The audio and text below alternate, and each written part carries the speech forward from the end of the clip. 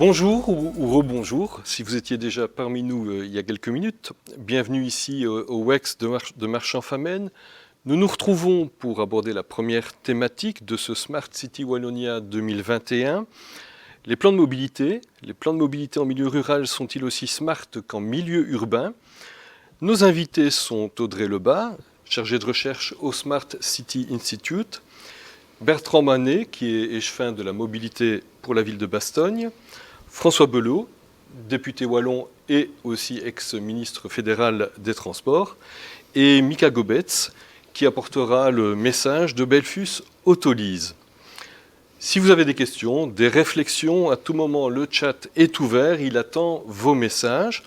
Première invitée donc Audrey Lebas, chargée de recherche donc au Smart City Institute. La Smart Mobility, c'est quoi? Quelles sont les grandes tendances en la matière? Quel est le rôle des autorités publiques dans son déploiement? Nous vous écoutons. Bonjour. Alors, la mobilité, c'est une liberté qu'on a. C'est-à-dire qu'on peut habiter sur la photo de gauche tout en travaillant sur la photo de droite. Ça veut dire aussi que sur une journée bien remplie, on peut se déplacer et aller voir nos amis, la famille, faire des courses, faire du sport, sans vraiment se tracasser de l'application des trajets que cela implique. Ça veut dire aussi qu'en quelques heures, au travers de moyens de transport variés, nous pouvons être à des centaines, voire à des milliers de kilomètres de chez nous. Mais cette liberté a un impact, et pas des moindres. Elle a notamment un impact environnemental, puisque 25% des émissions de gaz à effet de serre à l'échelle mondiale, européenne et belge d'ailleurs, sont issues du secteur du transport. Elle a un impact économique, puisqu'on estime qu'environ une semaine de temps de travail est perdue annuellement par les Belges dans les embouteillages. Évidemment, ces chiffres varient un peu pour l'année 2020. Elle a aussi un impact sur la sécurité, puisqu'en 2019, il y avait encore près de 48 000 blessés dus à des accidents de la route. Et elle a un impact sur la santé, puisque la pollution mène à une augmentation des maladies respiratoires et cardiovasculaires. Le manque de mouvement lié à l'utilisation intensive de la voiture augmente le taux d'obésité. Et les embouteillages ont aussi un impact sur le stress et le nombre de dépressions. Alors, tout ça, c'est des éléments dont tout le monde a déjà entendu parler, mais pourtant, on a parfois l'impression que rien ne change. Pourquoi? Vous pouvez voir sur le graphe ci-contre tout un tas de freins au changement de comportement de mobilité. Certains relèvent des faits ou de la perception, et certains au niveau individuel et au niveau collectif. À titre d'illustration, un fait collectif est un automobiliste ne va pas devenir cycliste s'il considère que que l'infrastructure n'est pas adaptée et que c'est un danger. Un fait individuel, notamment la complexité du mode de vie, donc c'est-à-dire si le matin je dois déposer mon enfant à la crèche, puis aller au travail, puis partir en réunion, puis faire des courses et aller récupérer l'autre enfant au sport, fin de journée, je n'ai peut-être pas la flexibilité de choisir un autre mode que la voiture. Au niveau des perceptions, il y a tout un aspect perception des modes. On a souvent l'impression que le bus est exigu, que ça sent pas bon, qu'on va avoir trop chaud. Et perception collective, par exemple, il y a toujours une idée autour de la voiture, que si on a une chouette voiture, ça veut dire qu'on a bien réussi dans la vie. Alors, une solution mise en avant pour passer au-dessus de ces freins, c'est la Smart Mobility. Ici, vous voyez 3 propositions de ce que pourrait être la Smart Mobility, et j'aimerais que pour vous vous demandiez, OK, quand je pense Smart Mobility, quelle est la première option qui me vient en tête? Pour vous aider un peu, donc, la Smart Mobility peut être définie comme un concept large qui facilite la transition durable d'un territoire en optimisant les services de transport tout en tenant compte des enjeux technologiques, sociétaux, économiques et environnementaux. La deuxième définition va un peu dans le même sens. L'idée liée à la Smart Mobility, c'est vraiment l'optimisation de la mobilité existante. Et comme vous pouvez le voir dans le petit schéma attaché, l'idée est vraiment que l'aspect intelligent vienne renforcer l'aspect durable et que la technologie n'est pas une fin en soi. Donc, sur base de cette définition, on peut dire en fait que les 3 solutions ici sont de la Smart Mobility. Elles ont 2 choses en commun. Donc, l'optimisation de la mobilité grâce aux innovations souvent technologiques, et ces 3 propositions mettent en avant la multimodalité et ou l'intermodalité. Donc, l'optimisation. Quel type d'optimisation liée à l'innovation? Il y a 4 grandes tendances qu'on distingue souvent. La première, c'est l'électrification. Donc, soit remplacer un moteur thermique par un moteur électrique, ou alors ajouter une batterie électrique dans des modes là où il n'y en avait pas avant. Le gros avantage, c'est que lors d'un déplacement en voiture ou en transport en commun électrique, il n'y a pas d'émissions de carbone durant la conduite. Alors, ça répond aussi à un enjeu social, puisque l'électricité est moins chère que l'essence et que les coûts de maintenance sont moins élevés avec une voiture électrique pour le citoyen. Et puis, l'électrification aussi stimule des modes doux et actifs, tels que le vélo et les trottinettes, des modes qui ne sont pas toujours utilisés parce qu'on pense qu'il y a un effort physique à fournir, et dans ce cas, l'effort physique est amoindri. Par contre, l'électrification, ce n'est pas neutre en carbone, donc même si ça n'émet pas de carbone, la production des véhicules et de la batterie en émet beaucoup. Le recyclage de la batterie est toujours un enjeu clé actuellement.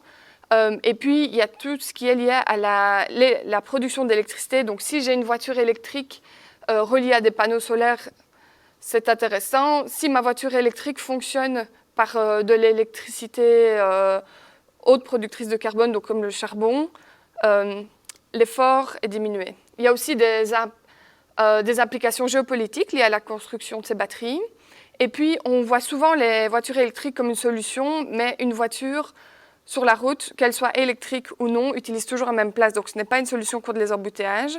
Et puis, il convient de développer une infrastructure de recherche suffisante pour pouvoir assurer son déploiement. La deuxième grande tendance qui se développe, c'est le partage. Donc, les transports en commun sont partagés par définition, mais on voit aussi le développement de schémas de partage de voitures ou de vélos. Le plus gros avantage, c'est que ça permet une utilisation plus efficace et optimale de l'infrastructure publique. À titre d'exemple, on estime qu'avec 10% de voitures en moins sur la route, il y aurait 40% en moins d'embouteillages. Le partage des véhicules donne aussi accès à différents modes sur le coût de leur possession et lié à ça, un nombre d'avantages environnementaux liés à la pollution. Par contre, c'est coûteux pour le secteur public, ou alors ça le rend fortement dépendant du secteur privé.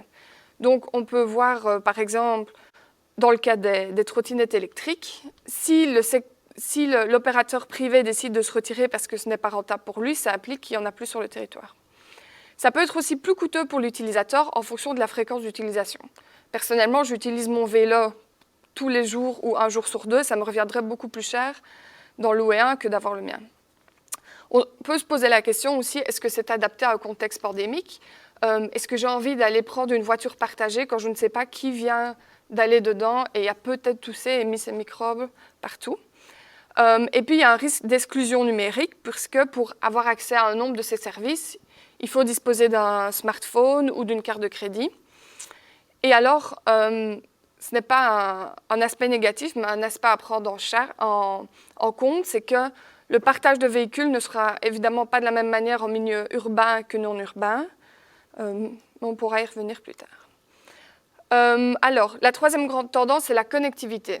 Donc, l'utilisation des données dans la mobilité. Le grand point positif, c'est la possibilité d'avoir l'information en temps réel. Donc, soit dans les véhicules individuels tels que les voitures ou sur son smartphone, ce qui permet une plus grande fluidité, flexibilité et, in fine, un transfert modal, puisqu'il y a tout un tas de freins cognitifs qu'on peut dépasser parce que la mobilité ne devient plus une contrainte. Par contre, la donnée n'est pas quelque chose à prendre à la légère, puisque c'est difficile de trouver ces données. Il y a tous des enjeux liés aux sources de ces données, la gestion et le stockage. Et il y a aussi toute une dimension liée à la question de sécurité et éthique. La quatrième grande tendance, c'est l'automatisation. Donc l'utilisation d'un véhicule, soit individuel, soit collectif, avec très peu d'intervention d'un chauffeur ou pas du tout. Ce qui est souvent mis en avant, c'est davantage de sécurité, puisqu'on estime que, si je ne me trompe pas d'un chiffre, 95% ou 97% des accidents sont dus à une erreur humaine. Encore une fois, lié à l'utilisation des données, ça permet une adaptation en temps réel aux conditions de mobilité. La question se pose, est-ce que la voiture autonome peut être un nouveau paradigme? Donc actuellement, on pense beaucoup véhicule individuel versus transport en commun. Est-ce qu'il n'y a pas quelque chose à développer entre les deux? Et puis, un élément qui revient fréquemment, c'est l'utilisation de petites navettes comme solution du dernier kilomètre, là où actuellement des transports en commun ne sont pas présents car ce n'est pas rentable. Par contre, il y a évidemment toute une question de coût et d'enjeux politiques, puisque c'est une infrastructure coûteuse. Et puis un nombre de débats liés à la perte d'emploi, des dilemmes éthiques, l'utilisation des données et aussi les cyberattaques. Le deuxième aspect qui était mentionné dans les trois propositions, c'est l'intermodalité et la multimodalité. Donc quelle est la différence entre les deux? L'intermodalité engage une rupture de charge, un changement de mode. Donc ça veut dire que je vais prendre mon vélo jusque la gare et de là prendre le train pour aller jusque Bruxelles. L'exemple d'une pratique multimodale implique un changement de mode, mais pas au même moment. Donc ça veut dire peut-être, jour 1, je vais aller au travail en vélo, et le lendemain, il fait mauvais, je vais aller prendre le bus ou le train. Le développement de cette intermodalité et multimodalité implique aussi un changement d'ordre des modes dans le développement de l'urbanisme. Ici, vous pouvez voir sur le schéma notamment le fameux principe STOP qui est adapté aux nouveaux modes de transport. Pour développer cette intermodalité et multimodalité, il faut le faire d'une manière systémique. Et donc, d'une part, il faut assurer pour l'utilisateur l'intégration de l'information et l'intégration tarifaire. Un exemple qui est souvent mis en avant et qui se développe de plus en plus, c'est le concept de Mobility as a Service. Donc, qu'au travers d'une plateforme unique sur son smartphone, l'utilisateur peut réserver, payer l'ensemble de ses voyages avec tous les modes disponibles. D'ailleurs, on n'a pas trop le temps d'en parler aujourd'hui, mais nous sortons le mois prochain un rapport sur la question liée à la gouvernance et la gestion de ces projets dans les villes belges. Donc, hormis la formation et l'intégration tarifaire, il faut aussi que l'intégration soit physique. Donc c'est bien que les usagers aient accès à l'information, mais encore faut-il qu'ils aient accès au mode de transport en question. Et donc, une des possibilités est le développement de Mobipole, ou aussi plateformes multimodales, où différents termes peuvent être utilisés. Mais donc c'est un lieu qui rassemble au moins 3 modes de transport et qui offre aussi d'autres services auxquels les citoyens peuvent avoir accès. Alors, quel est le rôle des autorités locales et plus généralement des autorités publiques dans le développement de cette Smart Mobility? Il y a énormément de choses, mais ici j'aimerais me focaliser sur 3 aspects. Le premier, il est très important que l'autorité publique connaisse son territoire. Ça peut sembler bateau, mais il faut absolument que la Smart Mobility qui s'y développe résolve des problèmes réels et ne soit pas une façade d'options technologiques pour paraître bien. Et donc, il faut vraiment connaître le territoire. Donc, si c'est une ville ou une commune avec un fort dénivelé, peut-être l'utilisation du vélo est à améliorer ou à réfléchir. Connaître la population au niveau de l'âge moyen revenu, le type d'activité économique sur le territoire, et puis, très important, le type de déplacement intramuros et extramuros. Évidemment, idéalement, tout ça doit se faire avec l'inclusion de la réflexion du secteur privé, notamment en ses qualités d'employeur sur le territoire, de la société civile et du monde de la recherche. Le deuxième aspect, c'est la nécessité de se positionner comme un facilitateur. Donc, les villes et les communes n'ont pas les capacités financières et humaines pour gérer tous les modes de transport, ni les compétences légales d'ailleurs. Et donc, les autorités publiques peuvent faire différentes choses pour aider le développement de ces initiatives. Donc, elles peuvent établir un cadre légal clair et propice au développement des alternatives, travailler pour garantir l'accès aux données par et par toutes les parties prenantes de la mobilité sur leur territoire, et sensibiliser et mettre en place des incitants, notamment des incitants économiques auprès du citoyen. Idéalement, il faut que tout ça se fasse en coopération et coordination au sein même de l'administration qui travaille très souvent en silo. Cela doit aussi se faire une coordination au niveau supralocal, donc notamment le regroupement de plusieurs communes qui ont un enjeu commun de mobilité, au niveau provincial, régional et ou fédéral. Et donc ici, vous pouvez voir une liste d'acteurs publics en région wallonne, mais il y en a encore bien plus. Le troisième aspect, c'est d'agir sur le reste. Donc, on ne peut pas toujours agir sur la mobilité en elle-même, mais cela peut se faire au niveau de l'urbanisme et de l'aménagement du territoire. Et donc, en développant moins de mobilité et les services qui y sont liés. Donc, moi, je prends mon exemple, j'ai grandi dans un milieu semi-rural. Pourtant, il n'y avait pas de boulangerie dans le village où j'habitais. Mes parents étaient toujours obligés de prendre la voiture. Si quelques services de proximité sont plus développés, ça implique aussi le besoin de moins se déplacer, notamment en milieu rural. Donc, que retenir de cette courte mais intense présentation ? Tout d'abord, il n'y a pas de définition ou d'approche unique à la Smart Mobility. C'est à chaque territoire de développer sa propre approche. Les innovations technologiques peuvent répondre aux enjeux, mais il faut tenir en compte que les véhicules électriques ne sont pas la solution absolue aux enjeux environnementaux. Les données doivent être valorisées et gérées minutieusement. La mobilité du futur doit être multimodale, partagée et correctement intégrée dans l'espace public si on veut qu'elle puisse répondre aux enjeux sociétaux. La mobilité n'est que la pointe de l'iceberg et les autorités locales ne sont pas seules dans la mise en place des alternatives. Merci. Et si vous souhaitez plus d'informations, au mois de septembre, nous avons sorti un guide pratique sur la mobilité intelligente ou durable. Et pour information, comme je l'ai dit, nous sortons un rapport dans un mois, le temps passe pas si vite que ça, pour parler de la mobilité comme service. Merci. Eh bien, merci. Merci Audrey Lebas pour cette première intervention qui plante bien le décor, je pense. Vous êtes assez nombreux à réagir déjà, à nous faire part de quelques réflexions, à nous envoyer des questions via le chat. Et il y a quelques premières questions pour vous, Audrey. Une première question, le principe STOP développé dans le cadre du plan Wallonie piéton ne serait-il pas une piste à explorer pour la Smart Mobility ? Si, tout à fait. Je suis peut-être passée très vite dessus, mais il y avait un slide qui présentait en fait ce principe STOP auquel on ajoute aussi les nouveaux modes partagés. Je ne sais pas si je peux vite revenir dessus. Non, sinon vous ne tracassez pas. Mais si, tout à fait, et ce n'est pas qu'une possibilité, je pense que c'est une nécessité de réfléchir de cette manière.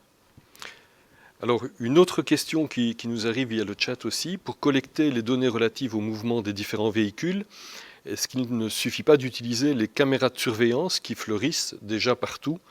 Et notre interlocuteur indique qu'un simple logiciel de reconnaissance d'image à ajouter et, dit-il, l'affaire serait faite. Disons que pour développer l'utilisation des données en mobilité, il faut travailler sur différentes sources de données, même le plus de sources possible. Donc celle-ci en serait peut-être une. Par contre, je pense que l'option mise en avant par la personne qui a posé la question soulève quand même toute une série de questions d'ordre éthique et protection de la vie privée pour laquelle il faut bien réfléchir en amont avant de la lancer. Alors encore une question, évidemment la pandémie Covid a fortement changé la donne, a modifié les prévisions. Est-ce que justement il y a des tendances post-Covid qui se dégagent ?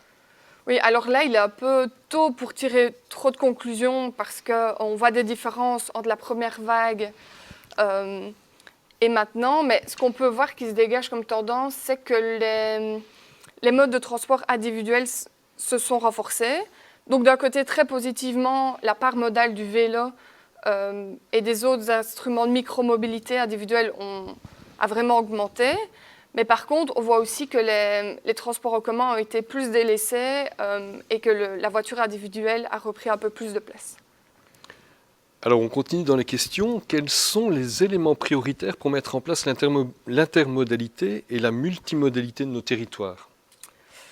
Alors, il n'y a pas vraiment d'aspect prioritaire, comme je l'ai montré dans la présentation. Il faut travailler sur tous les aspects simultanément parce que si l'infrastructure est présente, mais que les citoyens n'en ont pas avant ou n'en connaissent pas l'existence, ce sera dur de développer l'intermodalité. Et inversement, s'il y a beaucoup d'informations mises en place, mais que la structure et l'infrastructure n'est pas toujours là, ce n'est pas possible non plus. Donc il faut vraiment développer ces deux aspects simultanément. Alors le débat était posé entre milieu urbain et milieu rural, mais ici on nous demande ce qu'il en est des territoires ruraux et semi-ruraux. Alors je pense que les autres invités en parleront mieux que moi. Mais la Smart Mobility peut aussi se développer en milieu rural, sera peut-être fait d'une autre manière. Donc là où un système de partage, par exemple, sera beaucoup plus axé sur le secteur privé et l'utilisation intensive du matériel en milieu urbain, en milieu rural, on voit que lorsque ça se développe, c'est beaucoup plus axé sur l'aspect communauté et le partage entre particuliers qu'en milieu urbain. Eh bien, merci Audrey Lebas. Nous allons poursuivre le débat et maintenant on va s'intéresser à la mobilité à Bastogne avec l'échevin de la mobilité, Bertrand Moinet.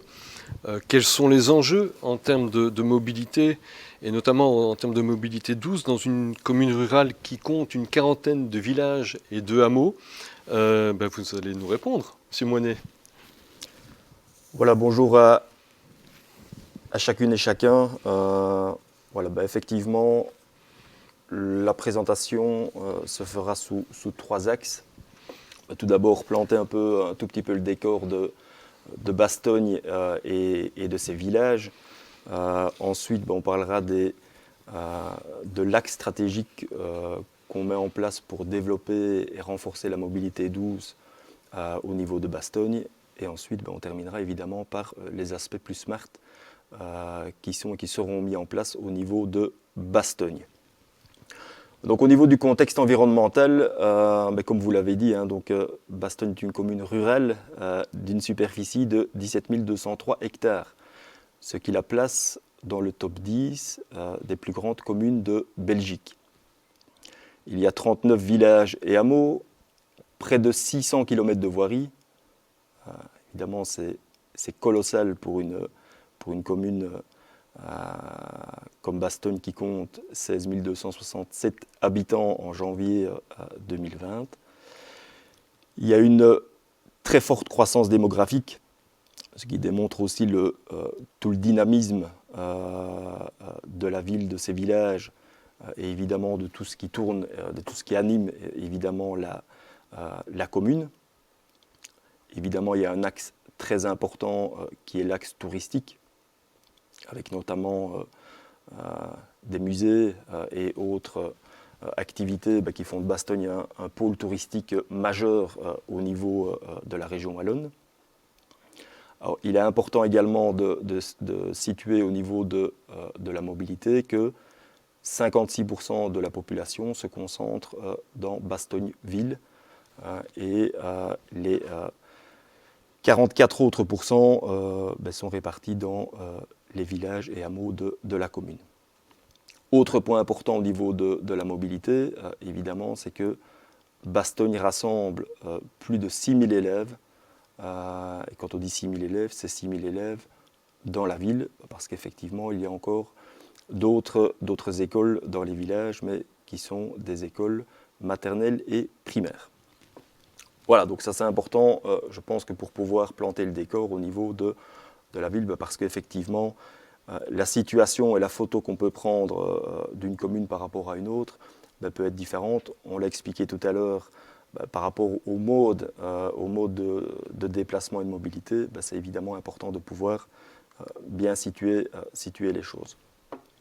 Au niveau du plan communal de mobilité, donc Bastogne avait mis en place en 2003 un plan communal de mobilité avec effectivement des enjeux liés à la mobilité douce. On voit que aujourd'hui, et même encore plus demain, il y a une transition qui est mise en place et qui doit pouvoir effectivement s'accélérer pour des enjeux qui sont évidemment extrêmement importants au niveau de la société.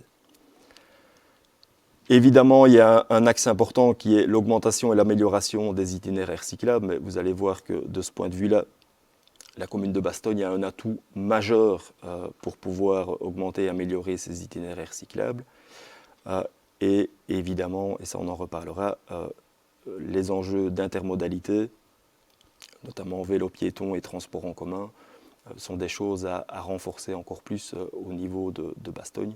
Mais par rapport à ça, il y a toute une série d'actions qui doivent être mises en place et qui ont déjà été mises en place au niveau de la commune. Alors je vous parlais qu'il y avait effectivement un point extrêmement important au niveau de la mobilité douce et notamment des aspects cyclo-piétons au niveau de la commune. Vous pouvez voir au travers de la carte de la commune qui est ici sur le PowerPoint que Bastogne compte plus de 30 km de Ravel. Et donc on voit que l'entièreté, je dirais, de la commune est parcourue par ce Ravel, où on retrouve effectivement les anciennes lignes, la ligne 163 qui amène, qui est un Ravel entre Bastogne et Gouvy, le 164 entre Bastogne et le Grand-Duché de Luxembourg, donc c'est le Ravel qui va sur Wiltz, et la ligne 613 là qui retourne vers Oufalise. Donc nous avons le Ravel qui va jusque le village de Bourcy, et puis là ça va soit vers Gouvy, soit vers Oufalise. Et dans les prochains mois, dans les prochaines années, mais c'est prévu pour 2022, il y a également le Ravel entre Bastogne et Libramont, et aussi vers Martelange qui sera mis en œuvre, qui sera un vrai Ravel, parce que pour le moment, nous avions pris l'initiative, notamment avec d'autres communes, d'en faire un pré-Ravel qui, à l'heure d'aujourd'hui, est extrêmement utilisé, surtout pour le loisir. Donc on peut rencontrer effectivement grand nombre de marcheurs et de cyclos les week-ends sur cette portion du Ravel. Alors, un des grands enjeux, effectivement, au niveau de la commune de Bastogne, au niveau de la mobilité douce de manière plus particulière, est de vraiment rentabiliser au maximum la présence du Ravel sur le territoire bastognard. Et donc, nous avons décidé de travailler en différentes étapes. La première étape a été de créer effectivement toute une série d'accès entre le Ravel, donc, qui traverse l'entièreté de la ville, et les écoles du centre-ville. Comme je l'ai dit tout à l'heure, effectivement, il y a énormément d'élèves sur la ville de Bastogne. Il faut pouvoir créer des aménagements pour pouvoir effectivement leur donner accès à l'école en passant par le Ravel. Donc ça, c'est vraiment un point important qui a été mis en œuvre les quelques dernières années. Donc il y a 7 accès qui ont été créés pour donner un accès direct sur le Ravel, entre le Ravel et les écoles ou des quartiers de la ville de Bastogne. Alors l'enjeu stratégique à moyen et à long terme, plutôt même court, moyen et long terme au niveau de Bastogne, est de pouvoir relier l'ensemble des villages au Ravel. Et donc vraiment de faire de ce Ravel une vraie dorsale mobilité douce au niveau de Bastogne. Alors évidemment, il y a des villages qui sont déjà par où passe le Ravel. Donc là, effectivement, les choses sont plus simples et certains aménagements ont déjà été réalisés que pour pouvoir donner un accès plus simple au niveau du Ravel. Mais il y a d'autres villages, comme vous l'avez vu sur la carte, qui sont un tout petit peu plus éloignés. Et donc, à ce niveau-là, il va falloir réaliser des aménagements au niveau des voiries. Alors que ce soit au niveau des voiries où il y a déjà les véhicules et les voitures qui passent, mais là, il faut apporter évidemment de la sécurisation aux cyclos et aux piétons. Mais ça peut être aussi l'utilisation de chemins de remembrement ou d'autres types de chemins. Voilà, alors évidemment, l'enjeu est important et aujourd'hui, on peut constater que ce Ravel est évidemment extrêmement utilisé au niveau des déplacements pour le loisir. Voilà, donc on voit effectivement que le nombre d'utilisateurs est beaucoup plus important le week-end qu'en semaine. Mais donc l'idée ici, dans cet objectif stratégique, c'est évidemment de pouvoir faire utiliser ce Ravel, faire utiliser ce mode de mobilité douce pour des déplacements quotidiens et donc renforcer l'intermodalité, effectivement en amenant les personnes vers les gares de bus à Bastogne. Voilà, donc il faut effectivement, pour pouvoir pousser et renforcer cette mobilité douce, il faut pouvoir évidemment réaliser des aménagements, apporter de la sécurité et évidemment pouvoir communiquer correctement envers le citoyen. Ici, c'est toute une série d'aménagements qui ont été réalisés. Effectivement, la première photo, ça c'est plutôt des installations de parking vélo qui sont directement attachées au Ravel. Et c'est une photo qui se situe à la gare du Sud, à Bastogne. Donc effectivement, les personnes qui arrivent par le Ravel, qui peuvent mettre leur vélo et ensuite prendre le bus pour se déplacer, aller au travail ou aller à d'autres endroits.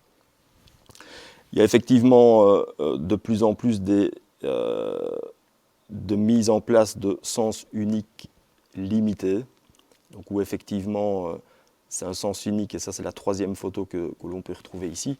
Donc c'est un sens unique pour les véhicules, mais les vélos peuvent circuler dans les deux sens. Et ça effectivement, c'est un moyen d'apporter aux cyclos une facilité pour pouvoir se déplacer au niveau de la ville, mais également dans les villages, parce que le dernier SUL que nous avons mis en place et qui est passé il y a moins d'un mois au conseil communal est un SUL au niveau du village de Cobru. Alors il y a aussi toute une série d'aménagements, donc on peut voir dans la photo centrale une voirie centrale banalisée. Donc là c'est une liaison entre villages, donc c'est une liaison entre le village de Marvy et de Nef. Évidemment, la voiture va rouler au milieu et il y a un accès privilégié pour les cyclos.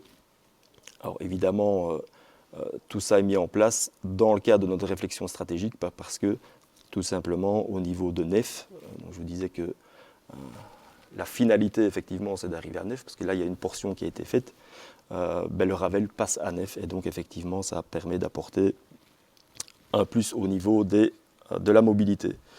Alors évidemment, il y a un autre point important, c'est la prise en compte du vélo et des piétons dans l'élaboration des cahiers de charges pour la rénovation de voirie.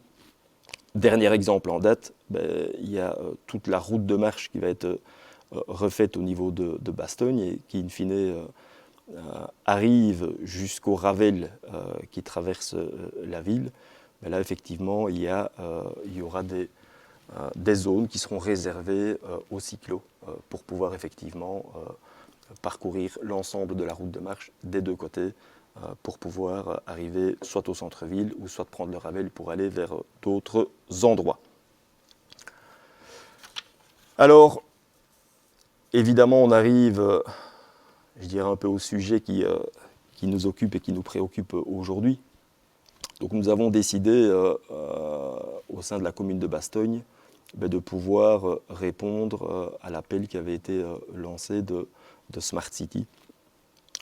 Alors, nous avons été choisis comme commune pilote pour pouvoir effectivement mettre en place toute une série de choses pour pouvoir d'autant plus faciliter la mobilité au niveau de Bastogne.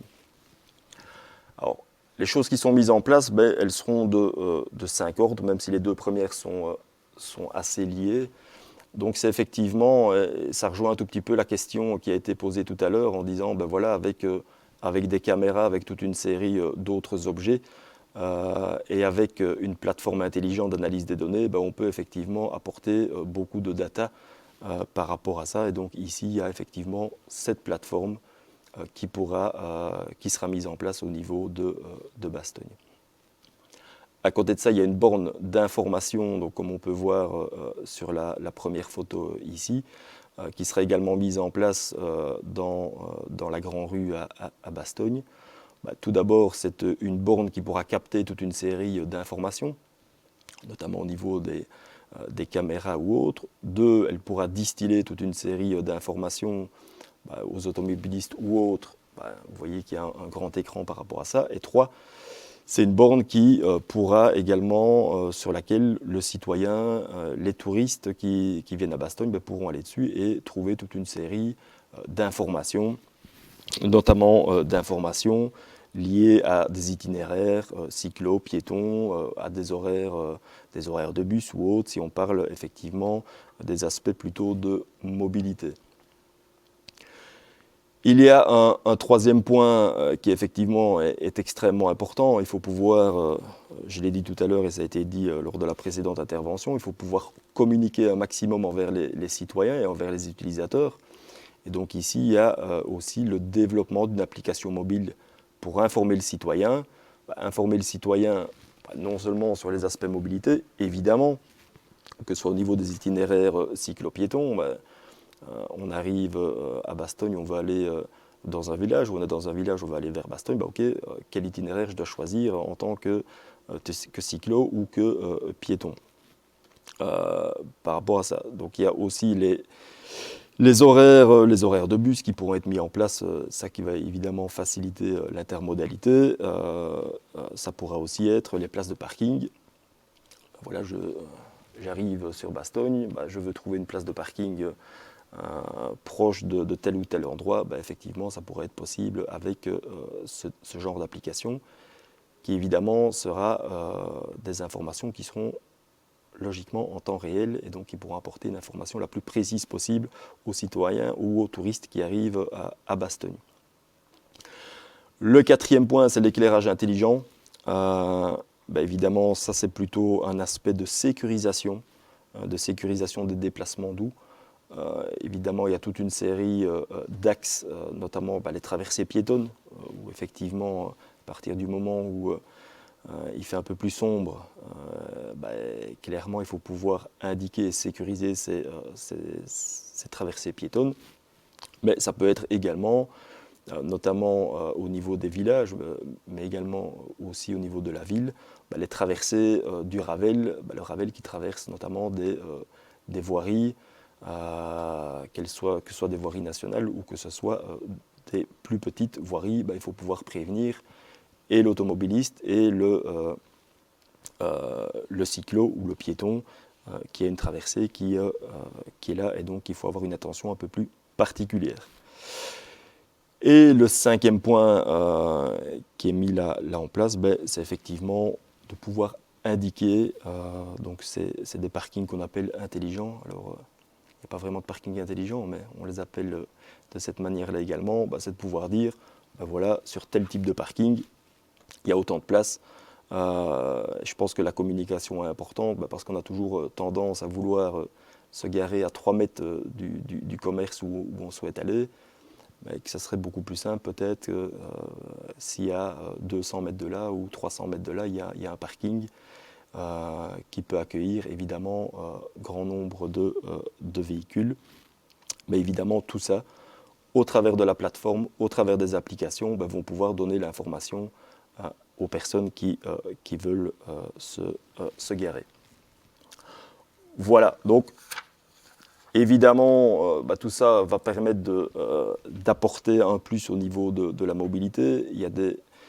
Mais derrière tout ça, il y a tout d'abord un travail effectivement lié aux aspects Smart City, mais il y a évidemment des choses à ne pas négliger. Ce sont l'ensemble des aménagements qui doivent être mis en place pour que ça soit plus efficace et pour que ça puisse donner la possibilité à chacun de se déplacer. On pense évidemment aux personnes à mobilité réduite, il faut pouvoir mettre des aménagements en place pour pouvoir leur apporter également un plus au niveau de la mobilité. La sécurisation et la communication qui sont évidemment des axes importants au niveau de la mobilité. Merci à vous. Merci, Monsieur Moinet. Je rappelle que vous êtes échevin de la mobilité de la ville de Bastogne. Le chat est ouvert, vous nous envoyez vos réflexions, vos questions, et il y a des questions pour vous, Monsieur Moinet. Une première question, ne serait-il pas plus smart de rétablir le trafic ferroviaire sur les lignes 163 et 164 avec du matériel léger, à l'instar de ce qui se fait en Allemagne dans des territoires comparables? Alors ça, effectivement, c'est une grande question et donc on a déjà eu de nombreuses discussions, de nombreux échanges, notamment avec les amis du rail par rapport à ça. Effectivement, donc, on a vraiment cette volonté de pouvoir, parce qu'il y a effectivement le Ravel, mais on a vraiment cette volonté que de pouvoir maintenir la possibilité de faire revenir le train sur Bastogne. Alors que ce soit le train pour passagers, il y a déjà des études qui ont été réalisées également pour ce qui est du train de marchandises, notamment au niveau des zonings à Bastogne et autres. Alors, évidemment, ça, ce n'est pas quelque chose qui est dans les mains des autorités communales. Maintenant, ce que nous souhaitons, vraiment, c'est de pouvoir maintenir cette possibilité au travers des aménagements qui seront faits dans les prochains mois, dans les prochaines années, de mise en place réelle du Ravel au niveau de Bastogne. Donc oui, il faut toujours pouvoir garder cette possibilité, et ça, c'est quelque chose qui est extrêmement important. Alors, une autre question qui nous arrive via le chat, est-ce que vous allez proposer de l'achat de services relatifs à la mobilité via votre application mobile? Je dirais que pour le moment, donc effectivement, au niveau du projet Smart City et donc des 5 actions que je vous ai présentées, tout ça est en cours d'élaboration. Donc nous travaillons avec l'intercommunalité Lux pour le lancement des cahiers de charges qui ont été passés. Maintenant, au niveau de l'application, je dirais que tout est possible. Maintenant, il faut pouvoir, à un certain moment, restreindre tout d'abord les axes. Je dirais que dans les applications, on peut très bien toujours ajouter des fonctionnalités qui peuvent apporter évidemment un plus au niveau des citoyens. Bien, mais je crois qu'on en sait déjà beaucoup plus sur la mobilité douce et la smart mobility telle qu'elle se profilera dans un proche horizon à Bastogne. On va élargir le débat maintenant avec François Belot. François Belot, député wallon, ex-ministre fédéral des Transports. Mobilité en ville, mobilité dans les zones rurales. Est-ce qu'elles sont opposées? Est-ce qu'elles sont complémentaires? Quelle est votre vision pour une mobilité durable? Monsieur Belot, on vous écoute. Voilà, merci. Merci aussi aux intervenants précédents qui ont apporté un éclairage intéressant, soit local, soit une analyse plus scientifique. Est-ce que les problèmes sont différents en ville et en la campagne? Bien entendu, mais les solutions doivent être simultanées et coordonnées. Alors, voilà un peu quelles sont les tendances, je précise bien, avant Covid. Donc, en 1995, les Belges parcouraient 119 milliards de kilomètres et en 2015, 150 milliards, une croissance de l'ordre de 2% par an. Alors, vous avez pour les différents modes de transport, vous voyez apparaître sur l'écran la voiture qui, si on ne fait rien, augmenterait de 18,9% d'ici 2030, le train de 9,1%. Par contre, le bus baisserait de 26%. Alors, vous voyez, par exemple, pour le vélo, Le vélo, mais il faut faire attention parce que ce sont des données globalisées. Vous voyez, pour le vélo, ça cache en réalité une réalité très différente entre la Flandre et la Wallonie. En Flandre, 16% des travailleurs et des enfants se déplacent en vélo, le déplacement quotidien. En Wallonie, c'est seulement 1,2%. Et M. Moinet l'a indiqué, le Ravel est aujourd'hui très attractif le dimanche ou le samedi pour le tourisme, mais malheureusement est très peu utilisé pour des raisons utilitaires. On invoque souvent le climat, on invoque souvent le relief. Le relief, les vélos électriques permettent de rencontrer la préoccupation. Et le climat, je ne sais pas si vous avez vu les tempêtes de neige aux Pays-Bas, vous aurez vu qu'avec 20 cm de neige, les gens se déplacent encore en vélo. Alors, évidemment, quelles sont les grandes caractéristiques des milieux urbains, périurbains et du rural ? Mais en ville, on est proche de tout. Et ils dépendent beaucoup des transports en commun. Plus il y a des transports en commun, plus on allège la pression automobile et les encombrements. Et vous voyez l'image du dessus, c'est une image qui a été prise d'une banque de données hollandaise. Alors, dans le rural, il faut faire très attention. Dans le rural, en fait, il y a trois réalités. Il y a le périurbain qui peut être assimilé à la ville. Il y a des pôles secondaires comme Bastogne, Marchand-Famenne, etc., qui sont des villes qui captent beaucoup et qui drainent beaucoup et sont attractives par rapport à l'ensemble des communes avoisinantes plus rurales. Et puis vous avez la ruralité profonde, qui est caractérisée par une réduction des services publics de proximité, des emplois de plus en plus éloignés, la disparition des commerces, la restructuration des établissements scolaires. Il y a des communes en Ardennes où il n'y a plus aucun établissement scolaire secondaire et où les enfants font en moyenne 15 km pour accéder à la première école secondaire. Peu d'infrastructures sportives importantes, des besoins croissants de soins et une faible offre de transport public, voire à certains endroits, un bus le matin, un bus le soir, uniquement pendant la période scolaire et rien le reste de l'année. Alors, voici, en fonction de la densité de l'habitat, et de la densité de l'emploi, quels sont les usages du vélo, les usages de la voiture au cours du temps.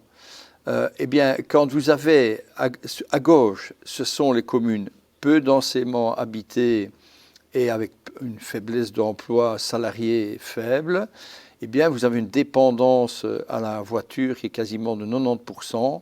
Et plus ça devient dense et plus vous avez une proximité avec l'emploi, et plus c'est urbain, vous arrivez à plus ou moins 25 à 30% dans la part de la voiture particulière dans les déplacements. Alors, quelles sont les tendances au cours des dernières années ?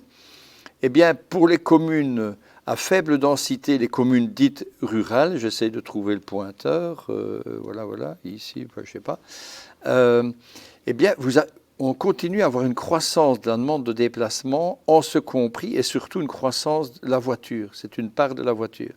Par contre, dans les 5 colonnes de droite, c'est dans les milieux plus densément habités, vous avez une diminution du déplacement en voiture et particulièrement aussi une diminution du déplacement global. Alors, j'ai pris évolution différenciée urbain-rural. Entre 2010 et 2020, le nombre de véhicules, par exemple à Rochefort, a augmenté de 17%. La moyenne du nombre de véhicules par ménage est de 2 et le nombre de kilomètres en moyenne parcourus par année par ménage est de 13 300.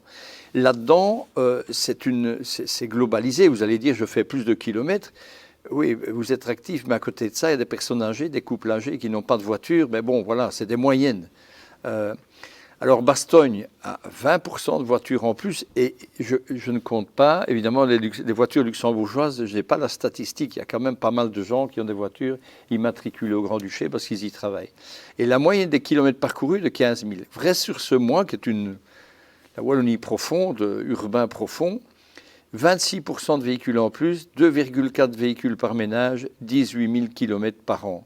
Et puis vous comparez ça à Namur et à Liège, donc vous voyez qu'à la campagne, en voiture, on se déplace 4 fois plus que dans les villes.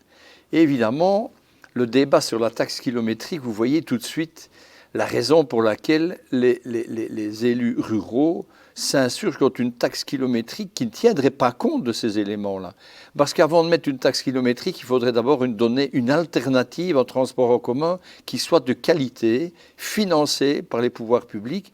Parce qu'aujourd'hui, en réalité, pas mal de communes réalisent du transport en commun de petite capacité pour répondre aux besoins des gens qui n'ont pas de voiture sur moyens propres, les petites camionnettes, les taxis sociaux, etc.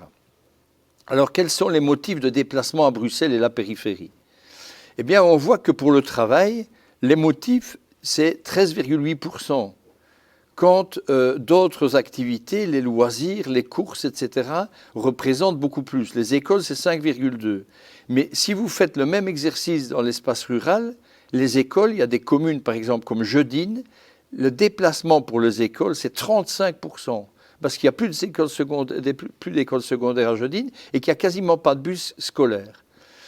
Alors, quand vous voyez la moyenne, vous voyez par exemple entre 1999 et 2010 une augmentation de 31% de la distance domicile-travail en région bruxelloise. C'est la même chose dans l'espace rural, même beaucoup plus.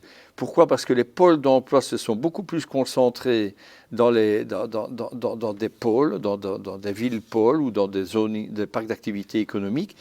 Parcs d'activités économiques dont quasiment aucun ne sont desservis par autobus et transport public. Alors, tout à l'heure, un intervenant disait mais on pourrait avoir des caméras, etc. pour faire le relevé de la densité. Il n'y a pas besoin. Il n'y a pas besoin parce que les opérateurs téléphoniques ou des fournisseurs de services embarqués tels que, je vais citer des noms, mais il y en a bien d'autres, Coyote, Google Maps, etc., offrent ce genre de statistiques de manière très détaillée. Il faut anonymiser, pour le respect de la vie privée, les données. Mais voilà le type de données que l'on a. À gauche, c'est quoi? Eh bien, c'est la répartition sur la journée de la demande de déplacement.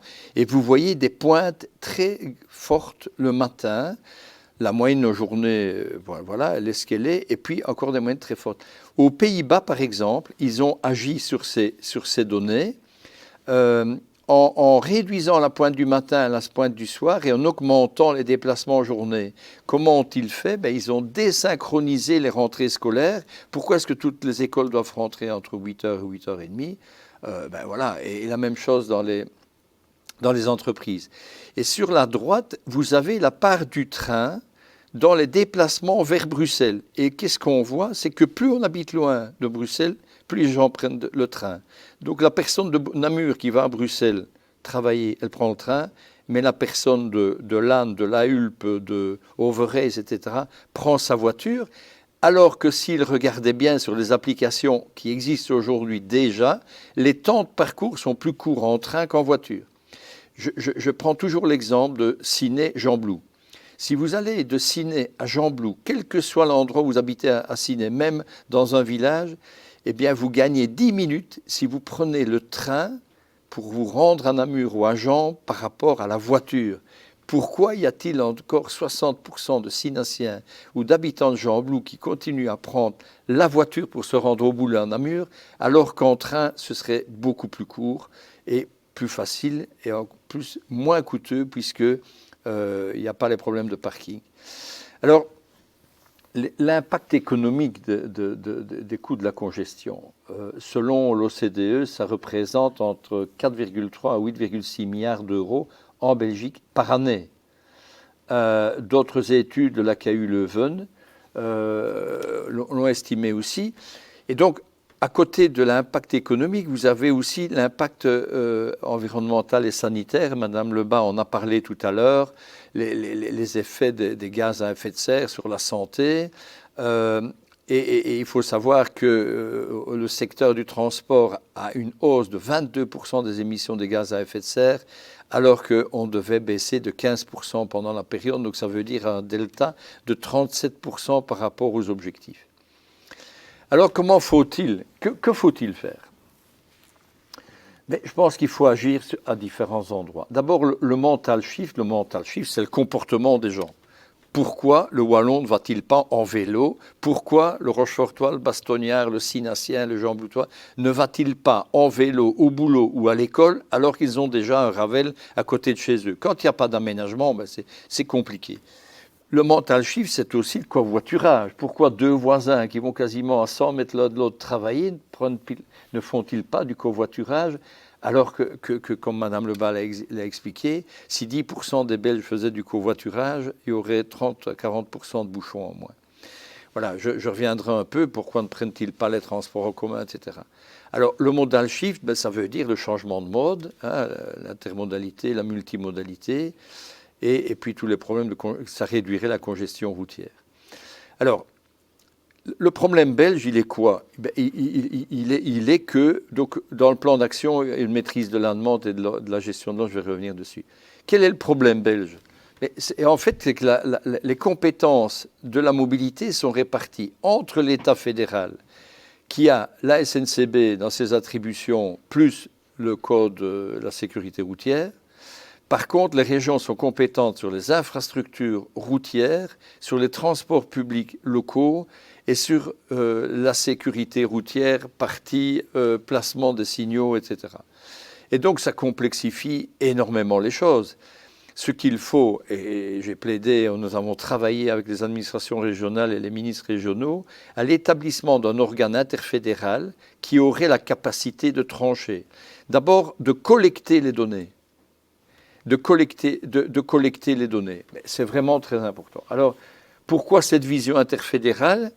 Il y a les enjeux environnementaux, sociétaux, on ne veut pas revenir dessus, mais la solution passera par quoi? D'abord une solution à long terme, durable, intermodale, multimodale, avec des données numériques qui permettent d'établir une base de données et à partir de la base de données de comprendre ce qui se passe et de savoir comment résoudre les problèmes, collaborative, collaboration entre les régions et l'État, mais aussi collaborative avec le secteur privé qui est bien plus souple, et en matière de transport public avec le ferroviaire comme axe structurant et le bus pour le rabattement. Alors j'essaye de changer, voilà. 3 ambitions de l'autorité fédérale, c'est de faire passer la part du train de 8 à 15%, la part modale du transport de marchandises de 12 à 20%, la mise en œuvre du principe de Mobility as a Service, c'est-à-dire d'intégrer l'ensemble des modes et de donner un accès à tous les citoyens, à toutes les données qui leur permettent de faire des choix opportuns. Et quels sont les objectifs sociétaux à travers cette vision? C'est de réduire la congestion, améliorer l'environnement, diminuer le stress et l'impact négatif du transport sur la santé. Les gens qui sont dans les bouchons, il y en a beaucoup qui ont des aigreurs à l'estomac. Et encourager l'innovation et la collaboration entre les parties prenantes. Je vais passer un peu ici, il faut investir, il faut à la fois dans le rail, le Smart Mobility Call. Là-dedans, par exemple, on a soutenu des tests en véhicules autonomes. Il y en a d'ailleurs un qui a été testé ici l'année passée dans le cadre du Smart Cities. C'est le projet Angélique autour des grandes villes, Gand, Anvers-Siège et Charleroi, et l'intégration tarifaire qui est maintenant une réalité sur Bruxelles. Il a fallu travailler 2 ans pour y arriver, mais c'est enfin une réalité. Alors, la maîtrise de la demande, c'est comment? C'est le télétravail. 40% des métiers de service peuvent télétravailler. Avec la crise Covid, on a vu que c'était possible. On espère que structurellement, il en restera une bonne part. C'est aussi le travail dans les bureaux satellites. C'est le travail dans les transports en commun possible.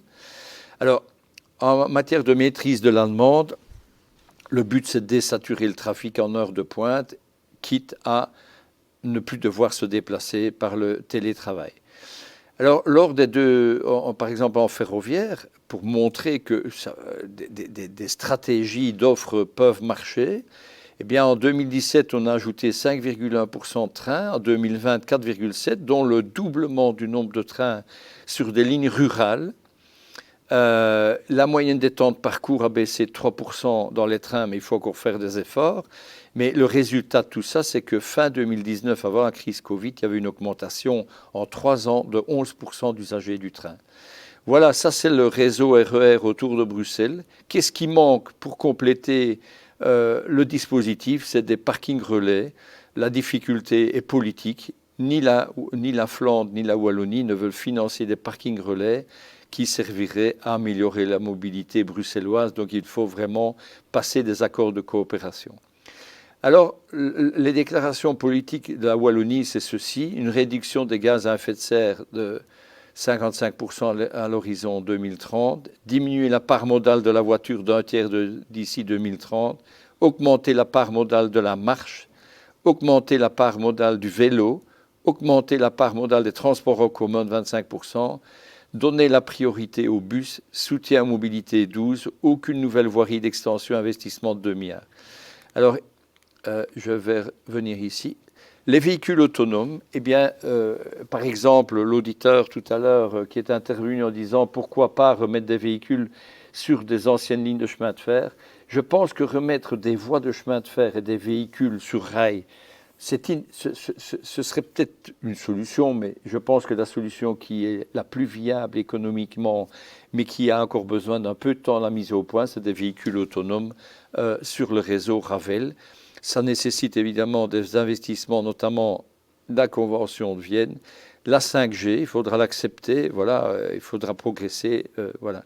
La vision du futur, eh bien, Mobility as a Service, vous ne consommerez plus, vous n'aurez plus à la fois une voiture, un abonnement train, un abonnement bus, vous aurez finalement, vous consommerez des véhicules. Le véhicule autonome, vous n'en serez plus propriétaire, mais c'est un véhicule qui viendra vous chercher à la demande, et il y aura des packs. En Suède, ils sont déjà en train de développer ça dans un certain nombre de villes. Alors, je terminerai peut-être par ceci, les fameux problèmes de taxation des voitures, taxation en fonction de la masse, etc., et les voitures de société. Voilà un peu quel est le schéma des émissions des véhicules Euro 5, Euro 6, Euro 4, Euro 3. Que voit-on? Eh bien, c'est que les véhicules récents, modernes, ont un taux d'émission qui est 10 fois plus faible que l'Euro 5, 16 fois plus faible que l'Euro 4 et 100 fois plus faible que l'Euro 3 de 2001. Donc on doit faire des efforts significatifs.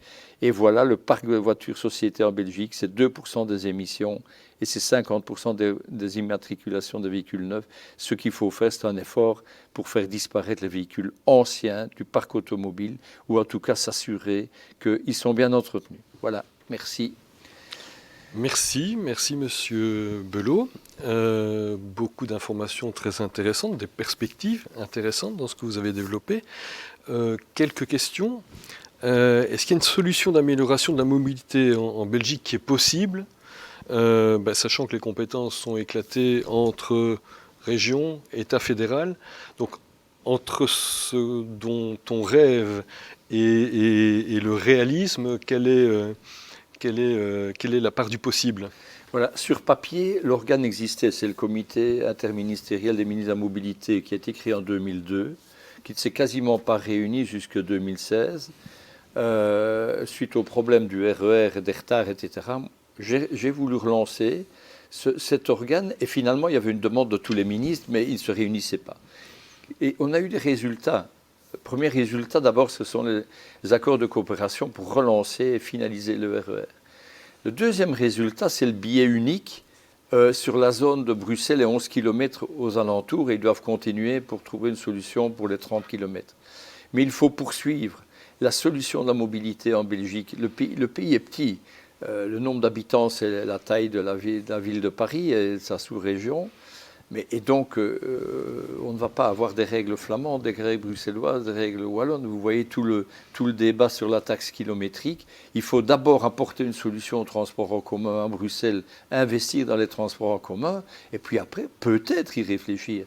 Mais il y a déjà une taxe kilométrique aujourd'hui. Vous avez vu le nombre de kilomètres parcourus par les ruraux. C'est 4 fois les kilomètres des gens de la ville. Et il y a déjà une taxe kilométrique indirecte. C'est les accises sur les carburants. Plus vous consommez, plus vous payez, donc il y a déjà une contribution.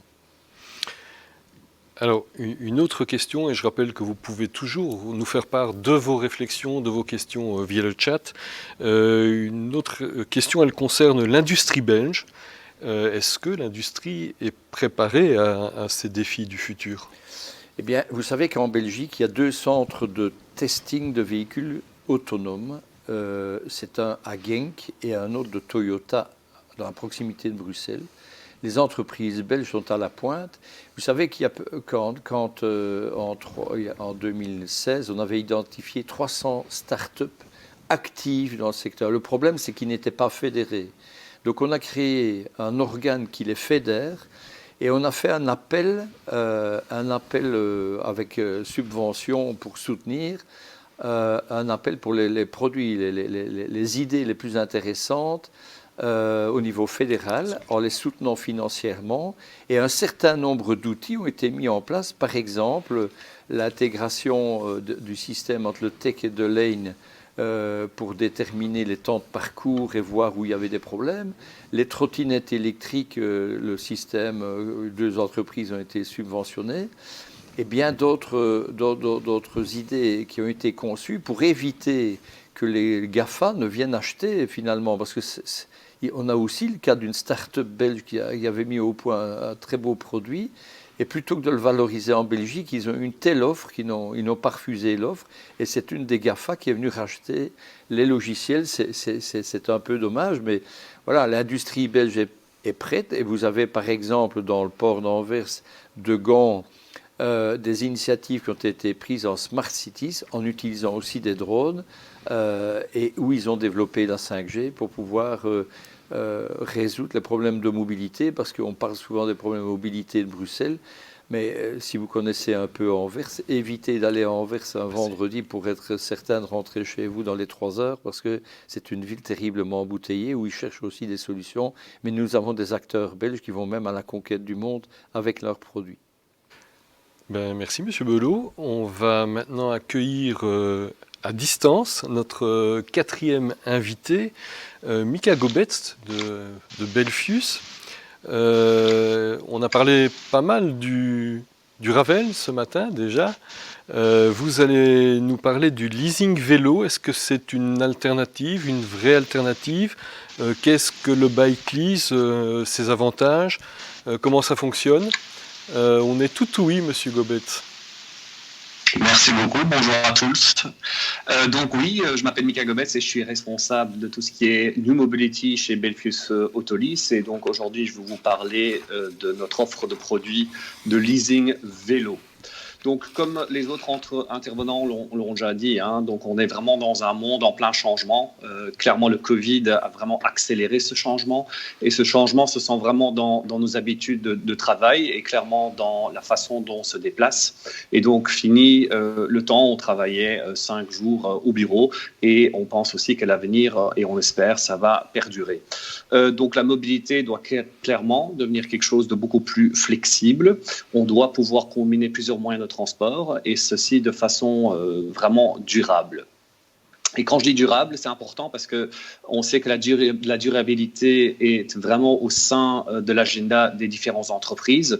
On sait que les entreprises ont vraiment des objectifs en termes de durabilité et de CSR, mais la durabilité tient aussi une place importante au sein des différents accords gouvernementaux. On sait que, par exemple, le gouvernement a décidé l'année passée que toutes les nouvelles voitures de société vont devoir être électriques d'ici 2026. On l'a dit, le télétravail va gagner en importance et donc on a vu que depuis le confinement, le vélo a vraiment pris une place importante. On a redécouvert le plaisir du vélo et le vélo a vraiment pris une place de choix, une place importante dans notre façon de se déplacer. Le monde du leasing auto change également, vu qu'on est en transition et Belfius Autolease s'engage dans cette transition puisqu'on va vers une mobilité, comme je l'ai dit, plus flexible et plus durable. Belfius Autolease ne sera plus un leaseur unique de voitures, mais sera vraiment un fournisseur de solutions de mobilité globale et va permettre vraiment un choix beaucoup plus étoffé, un choix beaucoup plus libre dans les options de mobilité. Donc, il n'y aura pas seulement la voiture pour se déplacer à son travail, mais on va vraiment combiner la voiture avec le vélo, les transports en commun, les véhicules partagés, et tout ceci d'une façon vraiment durable et soucieuse de l'environnement, puisqu'on va vraiment chercher cette combinaison, on va dire verte, où on va combiner des voitures, mais alors des voitures électriques, des hybrides, avec des solutions de recharge, encore une fois, les transports en commun, la mobilité partagée et également les vélos électriques ou non. Et dans ce cadre, Belfius s'engage aussi à réduire donc ses émissions de CO2 de 25% d'ici 2025. Et Belfius Autolease va y participer en augmentant la part de voitures électriques dans sa flotte de voitures, mais aussi à accompagner ses clients dans la transition vers la mobilité plus douce, comme par exemple le vélo. Et c'est là qu'on vient à notre sujet d'aujourd'hui. Donc, Bike Lease, c'est une formule de leasing sur mesure de vélo. La durée de leasing est de 36 mois, donc de 3 ans, avec des loyers constants mensuels. On peut, dépendant de la formule qu'on choisit, choisir tout type de vélo dans son contrat de leasing. On a un choix parmi plus de 1200 revendeurs dans toute la Belgique dans son choix de vélo. Donc, c'est vraiment un réseau très large, très étoffé partout en Belgique. Et c'est aussi un réseau ouvert où on peut rajouter encore d'autres revendeurs. C'est une formule all-in, donc ça c'est quand même très important, c'est-à-dire que dans le prix de leasing mensuel, on trouve non seulement le vélo et ses options, mais également une assurance Omnium contre le vol et les dommages.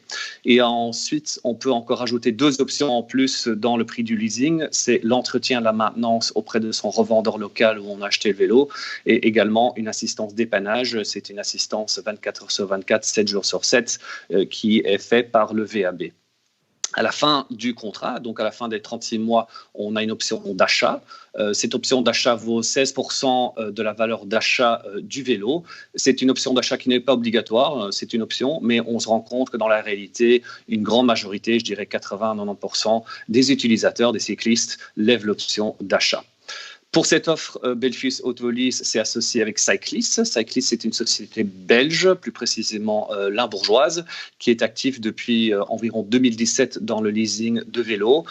Et aujourd'hui, Cyclis dispose d'un grand parc de vélos de leasing d'environ 16 000 vélos. Quels sont les avantages en fait du Belfius Bike Lease? Donc d'abord pour l'organisation, c'est vraiment, comme je vous dis, c'est vraiment la prise en charge complète au niveau de l'offre.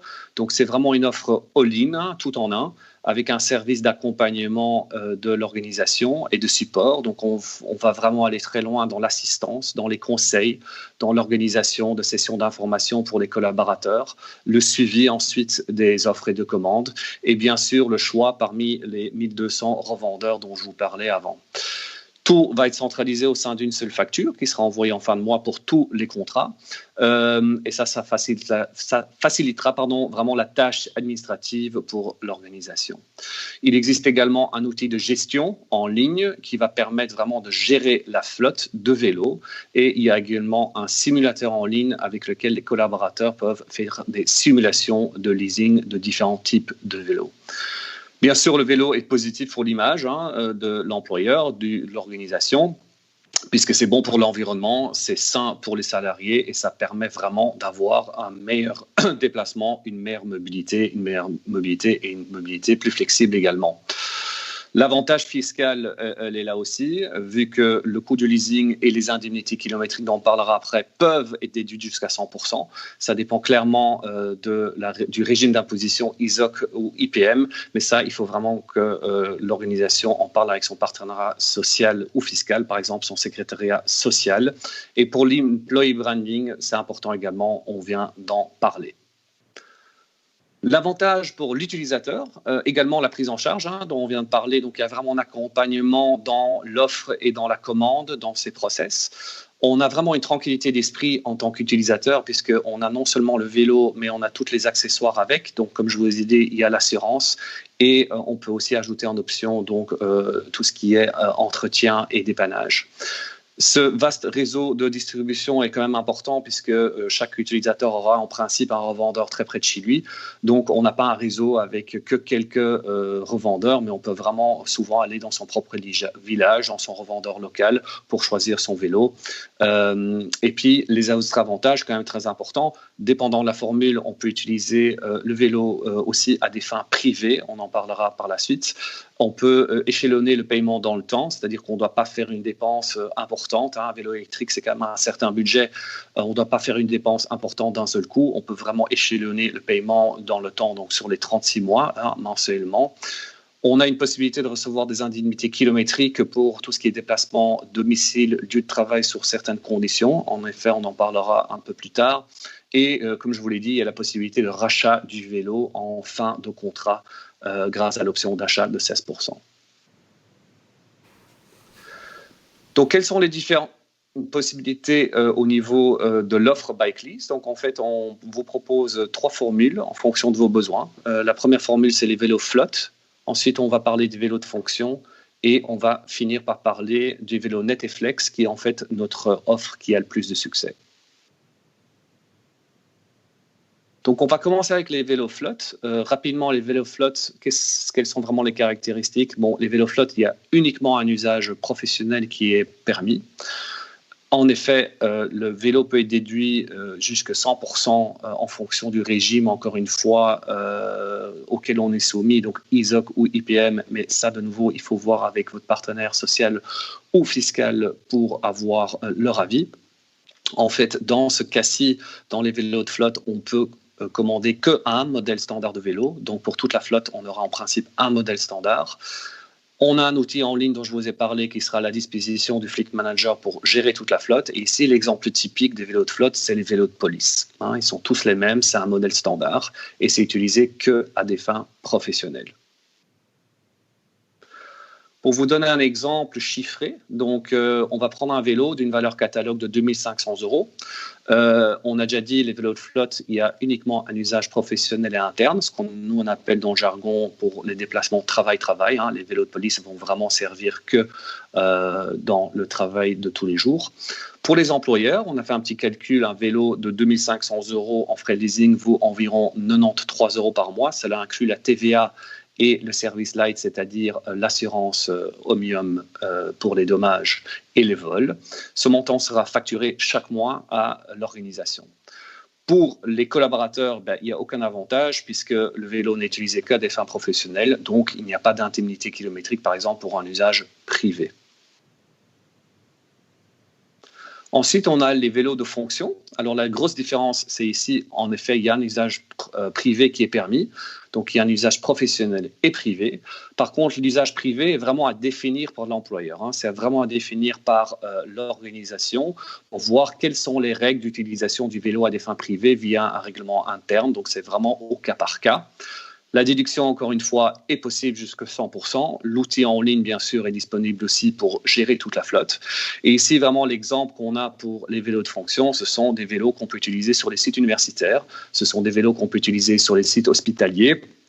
L'exemple typique, c'est bien sûr mettre à disposition des vélos pour les collaborateurs pour qu'ils puissent passer sur un campus, par exemple, d'un bâtiment A à un bâtiment B, mais ensuite que les collaborateurs puissent aussi utiliser le vélo pour parfois rentrer à domicile et l'utiliser pour revenir au travail. Mais encore une fois, ça c'est vraiment en fonction du règlement interne de l'entreprise ou de l'organisation.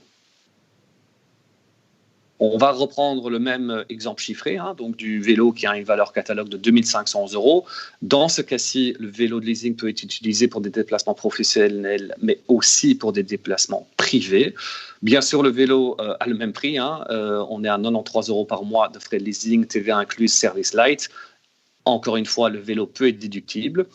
Mais ici, la différence par rapport au vélo de flotte, c'est que comme le vélo peut être utilisé à des fins privées également, on peut avoir une indemnité kilométrique jusqu'à 24 cents au kilomètre qui est entièrement exonérée d'impôts pour les déplacements domicile-lieu de travail. Et juste pour vous donner un exemple d'un collaborateur qui habite à 8 km de son travail, il va utiliser par exemple 3 fois par semaine son vélo pour se rendre au travail. Et en faisant le calcul que vous voyez ci-dessous, on calcule plus ou moins rapidement que le salarié, le collaborateur, va récupérer environ 46 € par mois net sur son salaire en fin de mois pour ses déplacements domicile-lieu de travail. Ensuite, on a les vélos Net et Flex. C'est vraiment la formule la plus utilisée. C'est la formule qui a le plus de succès. Le vélo, cette fois-ci, contrairement aux deux autres formules, est payé par le collaborateur lui-même, soit via son salaire brut, soit via son salaire net. Et on peut éventuellement aussi avoir une participation de l'employeur dans les coûts du leasing pour le collaborateur. Les grosses caractéristiques de cette formule-ci, qui est vraiment la formule la plus flexible qu'on a, c'est qu'il y a un usage privé et professionnel. Il y a la formule all-in ou light. Donc, je vous rappelle, la formule light, c'est juste avec l'assurance Omnium pour tout ce qui est dommages et vols. Et la formule all-in, on peut y rajouter donc l'entretien auprès du revendeur local qui est annuel et aussi tout ce qui est dépannage chez le VAB 24 sur 24, 7 jours sur 7. Ici, il n'y a pas de limitation du tout, comme c'est le collaborateur qui achète le vélo et qui le paye lui-même. Il n'y a pas du tout de limite quant au choix des modèles. Donc, on peut vraiment avoir tout type de modèle. Ça dépend aussi du règlement interne, mais en général, on peut avoir un VTT, un vélo pliable, un speedelec, un e-bike, un vélo de course. Donc, tous les types de vélos sont permis, du moment qu'ils rentrent bien sûr dans le budget du collaborateur. Et ensuite, bien sûr, il y a l'accès à l'outil en ligne Belfius Bike List pour tout ce qui est simulation des offres, pour tout ce qui est commande et tout ce qui est gestion du parc de la flotte par la suite pour le Fleet Manager. Alors, ce qui est très important dans le cas du flex et du net, c'est qu'on va vraiment faire la différence pour le financement du vélo entre le collaborateur qui va utiliser son salaire net pour le financer et son salaire brut. Donc, en général, on va faire la distinction entre les statutaires et les contractuels.